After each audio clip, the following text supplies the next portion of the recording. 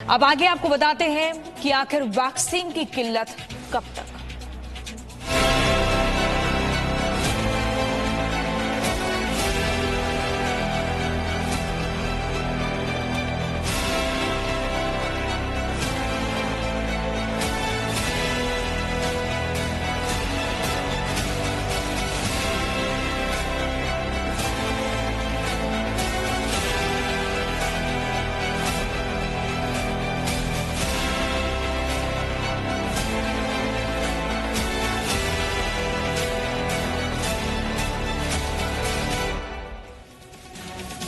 भारत के लिए राहत है, कोरोना कम हुआ है, लेकिन ये राहत शर्तों पर है। शर्तें हैं लॉकडाउन की, कर्फ्यू की, पाबंदियों की। मतलब यूं समझिए कि कोरोना पर कंट्रोल करने के लिए पूरा हिंदुस्तान सांसें रोका बैठा है। लेकिन ये कब तक चलेगा? जाहिर है ज्यादा दिन ऐसे हालात में देश नहीं रह सकता। देश को खोलना पड़ेगा, कारोबार चलाना पड़ेगा, और देश खुला तो फिर से कोरोना की लहर लौटने का भी डर सताने लगेगा। इसका एक ही उपाय नजर आ रहा है कि भारत की पूरी आबादी को जल्द से जल्द वैक्सीन मिल जाए, और वो फिलहाल मिलती दिख नहीं रही है, क्योंकि हमारे पास 2 ही वैक्सीन है, प्रोडक्शन लिमिटेड है और आबादी 1 अरब से ज्यादा है।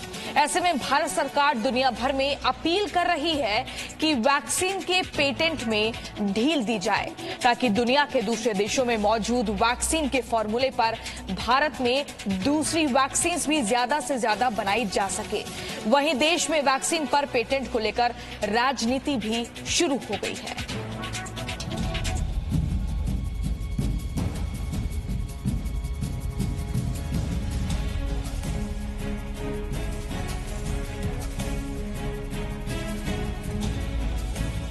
देश में जोर शोर से जारी है वैक्सीनेशन का कार्यक्रम। जल्द 20 करोड़ देश में लग जाएंगे वैक्सीन के डोज। तमाम कोशिशों के बावजूद देश में लगातार वैक्सीन की कमी का संकट। इस समय पूरा देश वैक्सीन की कमी के जबरदस्त संकट से जूझ रहा है। मौजूदा स्थिति ये है कि जहां पहले प्रतिदिन 34 लाख लोगों को वैक्सीन लग रही थी, अब ये संख्या 9 लाख तक सिमट कर रह गई है। अप्रैल के महीने में औसतन एक हफ्ते में लगभग 1.5 करोड़ लोगों को वैक्सीन लग रही थी, लेकिन अब इसमें गिरावट आई है। 1 से 7 मई के बीच देश में लगभग 65 लाख लोगों को ही वैक्सीन लग पाई। बड़ी बात यह है कि अगर वैक्सीनेशन की गति इसी तरह रही तो आधी आबादी को ही टीके लगाने में 2.5 साल लग जाएंगे, और देश के सभी लोगों तक वैक्सीन पहुंचने में 5 साल का समय लग सकता है। ये समय बहुत ज्यादा है।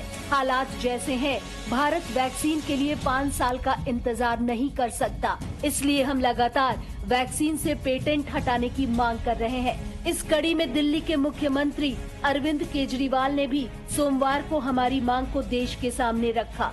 केजरीवाल ने वैक्सीन का उत्पादन बढ़ाने के लिए फॉर्मूला बताया। मैं आज एक सुझाव देना चाहता हूँ। वैक्सीन बनाने का काम केवल 2 कंपनियां ना करें, कई कंपनियों को वैक्सीन बनाने में लगाया जाए। केंद्र सरकार इन दोनों कंपनियों से वैक्सीन बनाने का फॉर्मूला ले ले और उन सभी कंपनियों को दे दे जो सुरक्षित तरीके से वैक्सीन बना सकती हैं। भारत में अभी 2 कंपनियां ही वैक्सीन का उत्पादन कर रही हैं। पहली है पुणे की serum institute of India company, जो कोविशील्ड बना रही है, और दूसरी है हैदराबाद की भारत बायोटेक कंपनी, जो कोवैक्सीन बना रही है। ऐसे में अगर इन दोनों कंपनियों से वैक्सीन का फॉर्मूला लेकर दूसरी फार्मा कंपनियों को दिया जाता है तो देश में वैक्सीन का संकट खत्म हो सकता है। वैसे तो वैक्सीन को लेकर दिल्ली सरकार और बीजेपी के बीच काफी खींचतान है, और इस मुद्दे पर काफी राजनीति भी हो रही है। सोशल मीडिया पर लगातार ये पूछा जा रहा है कि केंद्र सरकार इस तरह का कोई कदम क्यों नहीं उठाती, और क्यों वैक्सीन बनाने का फॉर्मूला इन दोनों कंपनियों तक ही सीमित है। इसके अलावा कुछ लोग ये झूठ भी फैला रहे हैं कि केंद्र सरकार वैक्सीन कंपनियों को फायदा पहुंचाने के लिए ऐसा कोई निर्णय नहीं ले रही। लेकिन क्या ये आरोप सही है? अब आप इसे समझिए। ये सच है कि केंद्र सरकार द पेटेंट एक्ट 1970 के तहत थर्ड पार्टी कंपनियों को वैक्सीन का उत्पादन करने के लिए कंपल्सरी लाइसेंस जारी कर सकती है।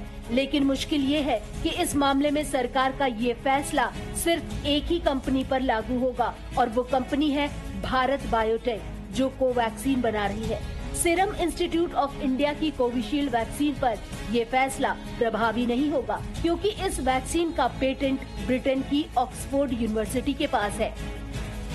यही वजह है कि भारत और दक्षिण अफ्रीका ने वर्ल्ड ट्रेड ऑर्गेनाइजेशन में पिछले साल अक्टूबर में सभी वैक्सीन को पेटेंट मुक्त करने के लिए प्रस्ताव दिया था, जिसे हाल ही में अमेरिका ने भी समर्थन दिया है। हालांकि ये प्रक्रिया काफी लंबी है और हमारा देश संघर्ष कर रहा है, इसलिए ये कहना पूरी तरह गलत है कि केंद्र सरकार ऐसा नहीं करना चाहती। ब्यूरो रिपोर्ट, जी मीडिया। कोविड-19 पूरी दुनिया के लिए मेंटल पेंडेमिक की तरह बनता जा रहा है। जो संक्रमित हो चुके हैं वो ठीक होने के बाद भी घबराए हुए हैं और जो संक्रमण से बचे हुए हैं वो अपने आसपास के हालात देखकर हर वक्त चिंता में रहते हैं। इस मानसिक तनाव से बचना बहुत जरूरी है।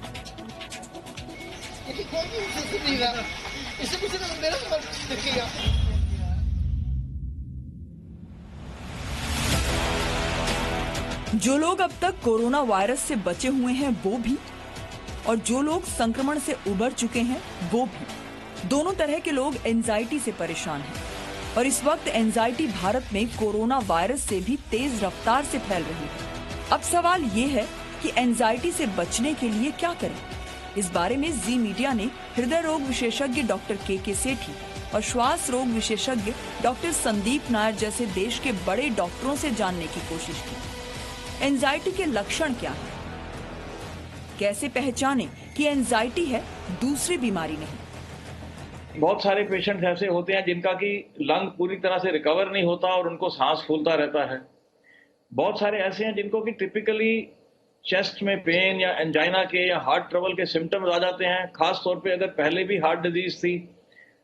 और बहुत सारे हैं जिनको साइकोलॉजिकल प्रॉब्लम हो जाती है, वो एंजाइटी हो जाती है, वो घबराहट हो जाती है, उनको डिप्रेशन हो जाता है, नींद नहीं आती, थकावट लगती है, अनड्यू फटीग जिसको कहते हैं, या फिर मसल्स में दर्द होती है, काम करने को मन नहीं करता, चलते हैं तो कमजोरी लगती है।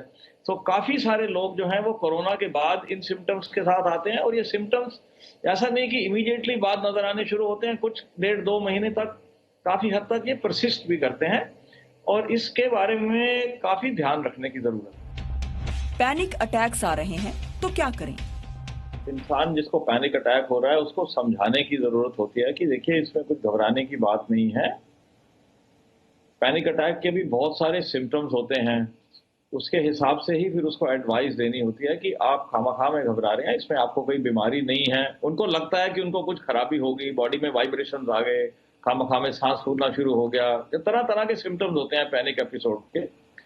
तो एक सीवियर फॉर्म ऑफ एंजाइटी होती है, बेसिकली वो घबराहट वाला ही मैटर होता है। तो सबसे बड़ी इंपॉर्टेंट चीज है कि उनकी काउंसलिंग जो है वो ठीक होनी चाहिए और लोगों को भी ये समझना चाहिए कि अगर हमें कोई ऐसी बात बताई जा रही है, पर्टिकुलरली मेडिकल फील्ड के किसी आदमी से बताई जा रही है, तो वो उनके हित के लिए है। अगर वो उससे एक्सेप्ट कर लेंगे, मान जाएंगे, तो फिर जो है उसके फायदा होने की जरूरत है, उसके काफी ज्यादा चांसेस हो जाते हैं।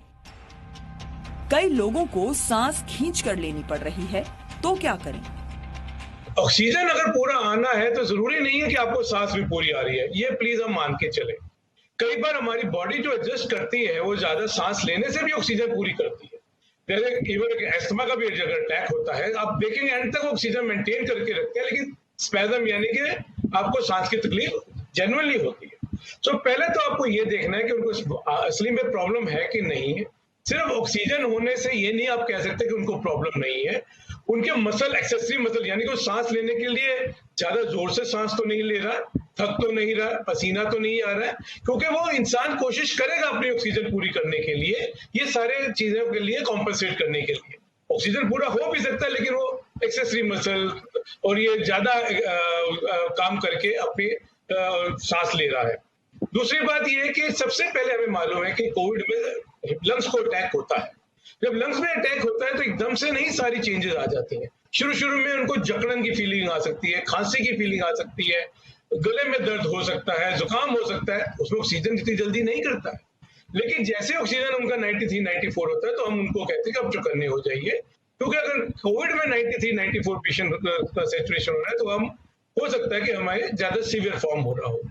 सो ऑफ कोर्स कई बार तो मैं मानता हूं कि कई बार साइकेट्रिक और साइकोलॉजिकल प्रॉब्लम भी रहती है कि डर से कि अरे यार मेरे को कोविड हो गया है, कहीं मेरे को सांस की दिक्कत तो नहीं हो गई, कोई ज्यादा प्रॉब्लम तो नहीं हो गई, ये भी हो सकती है। लेकिन सबसे जरूरी है कि जेन्युइनली भी प्रॉब्लम हो सकती है, हम उसको जरूर रूल आउट करना चाहिए और किसी एक्सपर्ट की इमीडिएटली हमको उनको परामर्श करना चाहिए ताकि ये देख ले कि ये कोविड के कारण प्रॉब्लम है या मेरे को लग रहा है साइकोलॉजिकल प्रॉब्लम। एंजाइटी से लोगों को बचाने की दवा क्या है?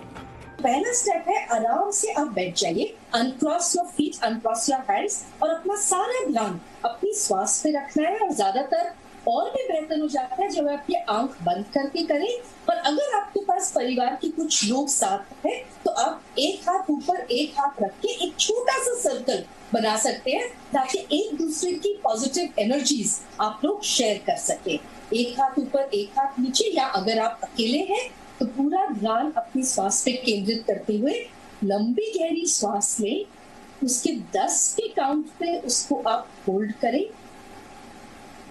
और फिर धीरे से इसको आप बाहर छोड़ें। और जब बाहर छोड़ें तो अगर आप चाहें तो आप अपने होठों को खोल सकते हैं and you can exhale out through your mouth. ये हो गया हमारा पहला स्टेप जो आपने 3 बारी रिपीट करना है। फिर हम आते हैं अपने सेकेंड स्टेप पे जो बहुत पावरफुल है।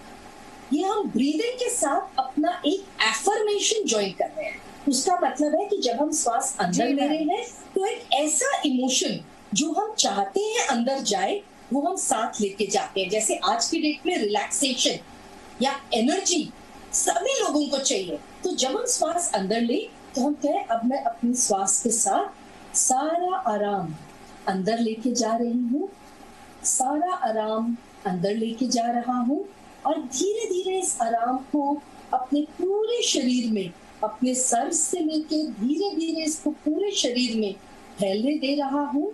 और जब मैं श्वास बाहर छोड़ूं तो वो ऐसा एक इमोशन जो आप अपने पास नहीं रखना चाहते वो आप बाहर छोड़ सकते हैं। हमारी बात हो रही थी घबराहट की, एंजाइटी की, पैनिक की, गुस्से की, डिप्रेशन की, जो भी आप अपने अंदर नहीं रखना चाहते वो आप बड़े प्यार से बाहर निकाल सकते हैं। सो अगेन सेकंड स्टेप बहुत ही बेनिफिशियल है, वैल्यूएबल है, जिसके अंदर आप लंबी गहरी सांसें ले रहे हैं और एक एफर्मेटिव इमोशन, पॉजिटिव इमोशन को अंदर लेके जा रहे हैं और एक नेगेटिव इमोशन को बाहर छोड़ रहे हैं। इसको भी आपने 3 बार करना है। और फिर थर्ड स्टेप है वापस डीप ब्रीदिंग, जो हमने स्टेप 1 में किया। श्वास अंदर ली, कंट्रोल किया, श्वास बाहर छोड़ी और उसको बाहर निकाल दिया। सो 1, 2 and 3 को अगर आप एक्चुअली दिन में हर 6 घंटे के बाद करेंगे, आप देखेंगे कि बहुत सुंदर सुरक्षा कवच आपके आसपास बन जाता है। डॉक्टरों के मुताबिक एंजाइटी से बचने के लिए नेगेटिविटी से दूरी बनाए रखना बहुत जरूरी है। Bureau report, ji media. Presenting B News app available on Google Play and App Store. Download it now.